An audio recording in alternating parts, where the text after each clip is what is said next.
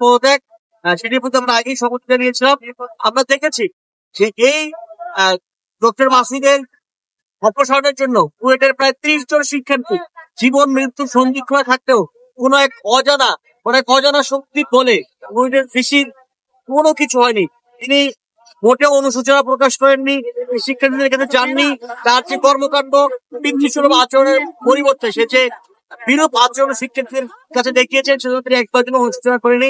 আমরা জানি না, আমরা শিক্ষার্থীরা বুঝতে চাইও না যে এই সেই দৈব বলের সেই শক্তিটি কি। আপনাদেরকে খুঁজি, আমরা যারা খুঁজতে যাই তাহলে যারা এই শক্তির বলে জালেম ভিসিকে এখনো পদে বসিয়ে রেখেছে তাদের বাংলাদেশে কোন রকমের কোনো শিকড় থাকবে না।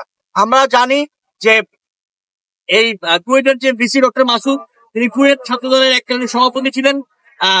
সুতরাং তিনি চেয়েছিলেন যে যেই কুয়েটে ছাত্র রাজনীতি বন্ধ সেই কুয়েটে নতুন করে ছাত্রদলের রাজনীতি শুরু করতে শিক্ষার্থীরা সেই প্রতিবাদ জানিয়েছেন বলে আজকে শিক্ষার্থীদের উপরে এইরকম কালো অধ্যায় নেমে এসেছে। সুতরাং বিএনপি পন্থী এই ভিসিকে অতি দ্রুত অপসারণ করতে হবে এবং আমরা বাংলাদেশ গণতান্ত্রিক ছাত্র সংসদ আমাদের নীতিগত সিদ্ধান্ত হিসেবে আমরা মনে করি কোনোভাবেই দলীয় কোনো শিক্ষককে বিশ্ববিদ্যালয়ে নিয়োগ দেওয়া যাবে না।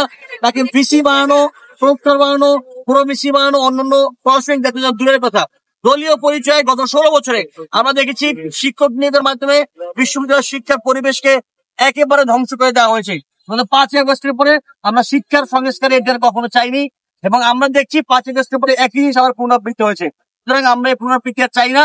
আমরা চাই অন্তর্বর্তীকালীন সরকার এবং রাষ্ট্রপতি মিলে আজ রাতের মধ্যে ডক্টর মাসুদকে অপসারণ করতে হবে, অন্যথায় কুয়েটে আমাদের যে সকল ভাইয়েরা জীবন মৃত্যুর সন্দিগ্ধ অবস্থান করছেন, আমরা জানি ইতিমধ্যে 2 জন হসপিটালাইজড হয়েছেন, আরো অনেকে অসুস্থ হয়ে পড়ছেন। সুতরাং আমাদের কোনো ভাইয়ের যদি একটু ক্ষতি হয়, কারো যদি শারীরিক অবস্থা একটু অবনতি হয়, আমরা সারা বাংলাদেশের সকল ছাত্র সমাজকে নিয়ে এই ডক্টর মাসুদের বিরুদ্ধে আন্দোলনে নামবো।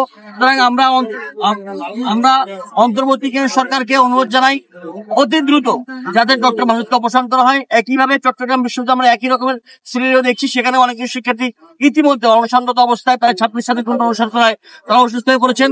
চট্টগ্রাম বিশ্ববিদ্যালয়ের শিক্ষার্থীর দাবি মেনে নেওয়া হোক, বাংলাদেশ গণতান্ত্রিক ছাত্র সংসদ এই প্রত্যাশা করে।